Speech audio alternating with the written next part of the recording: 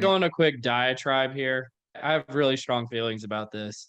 So one of the things we wanted to talk to you about today, Max, was your People Analytics Camp presentation. I also had a presentation at that conference as well. And during the Q&A session with the moderators afterwards, they asked me a question about what we're talking about right now, which is like the productivity of people analytics teams and kind of how do we justify our existence. And I said, when I led people analytics teams in the past, I always had a figure that we literally calculated to try to pay for ourselves 10 times over every year, meaning add up all the salaries, all the technology spend, all the resources together as the denominator of how much our team costs, and then show the ROI of all of our projects stacked on top of each other.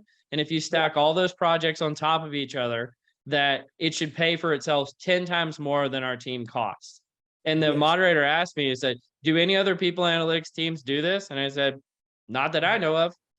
I've asked other people and I've extended the challenge to other people to do this. And hopefully this podcast can serve as an extension of that challenge. I even talked with somebody about it yesterday as an idea. They said, they were like, hey, we may be getting cut with layoffs. And Cole, what would you do? And I said, show the ROI of yourself, try to pay for yourself 10 times over and see if that, creates traction with your leaders. So that's my prescription, because it's going to be really tough for the CEO of an organization to cut a business unit who's paying for itself 10 times over. Here's the real fear, because this is where the diatribe will end, is that a lot of people analytics teams know that they're not doing work that will pay for itself. Mm-hmm. That's the zinger that I want to leave with, and I'll turn it back over to you, Max. Cole, I mean, you have hit it spot on. You've mentioned one technique, which is your 10 times technique, but the principle is exactly right. And it really riles me that there are people who know. We have this expression called taking the piss in the UK. Do you guys have that?